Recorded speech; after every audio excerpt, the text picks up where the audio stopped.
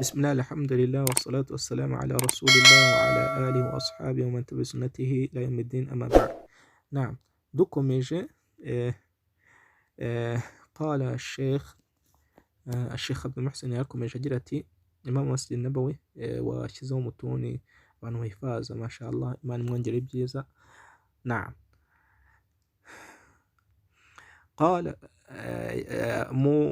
nyuma yuko amaze gusobanura yuko iyo umuntu ahifaje asubiyemo gakeya cyane inshuro ebyiri, inshuro eshanu, inshuro zirindwi, agahita atekereza ko yahifaje akarekeraho akongeraho ibindi, biriya ni impamvu nyamukuru yo kubyibagirwa mu buryo bwihuse nanone. Ariko iyo usubiramo inshuro nyinshi, uko wasubiramo ikintu inshuro 50, 70, 40, kiragenda kikicara mu mutwe cyane, ndetse ukanihana gahunda ya buri munsi yo guhora usubiramo icyo kintu igihe ugifite uwo mwanya. Niba ukiri umwana muto cyangwa ufite umwanya w'umwaka umwe, imyaka ibiri, imyaka itatu uri kwigamo, ukaba uri kugenda muri ubwo buryo uhozaho, Allah nawe agenda agufungurira kubwo kuba ubwo bumenyi nyine uri kuruha, uri guhifaza usubiramo inshuro nyinshi. Ushobora gusangira hadith cyangwa n'imvugo z'abamenyi cyangwa aya za Quran, ni kubona thawabu nanone Allah azagufungurira mu byiza igihe cyose uri kubikora kubera Allah subhanahu wa ta'ala, kandi unasabwa no kumusaba Allah subhanahu wa ta'ala yuko yakongera akanaguha no kuba wanahifaza ukanasobanukirwa.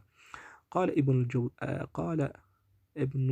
ابن الجوزي من الجوزي رحمه الله يجزتي وحكى لنا الحسن كان بين حسن يعني ابن أبي بكر النيسابوري بس وينقول من أبي بكر النيسابوري أن يتبقى أن فقيها أعاد يوكو أممني يسويمو الدرس في بيته اسمه iwe mu rugo iwe miraran kathira, yarisubiyemo inshuro nyinshi cyane.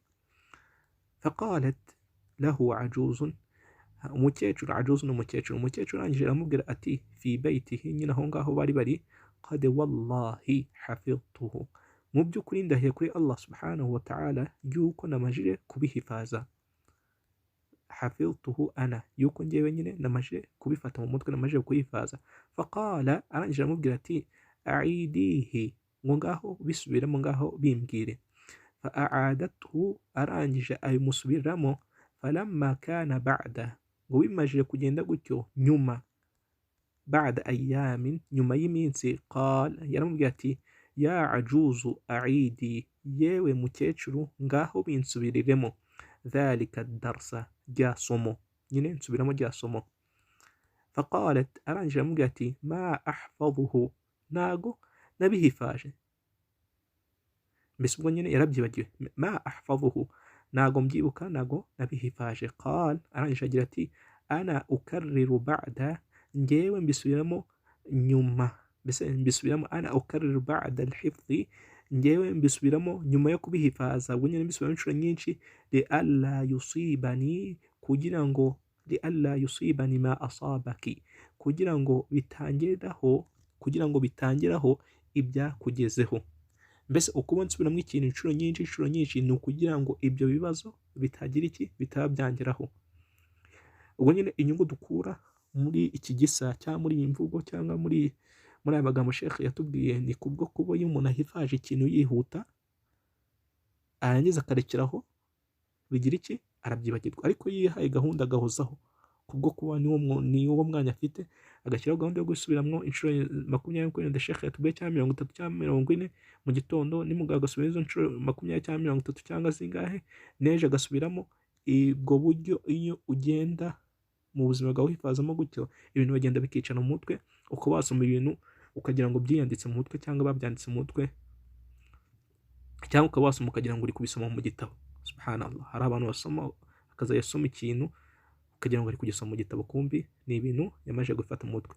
none ushobora kwibaza, ese ibanga ni irihe? ibanga ni ukuba wasubiramo ikintu inshuro nyinshi ku bushobozi bwa Allah, cyo kizagenda kikaguma mu mutwe. ibi tubisanga muri al-hath ala hifdh al-mutun, ugushishikarizwa guhifaza mutun, sad ya 30 page, sad baba bagamije page ya 36. ntabwo Allah nadushoboza, tuzagumya tuvuga noneho uburyo bwo gukora muraja ku bushobozi bwa Allah subhanahu wa ta'ala. وصل. سبحانك اللهم وبحمدك أشهد أن لا إله إلا أنت أستغفرك وأتوب إليك.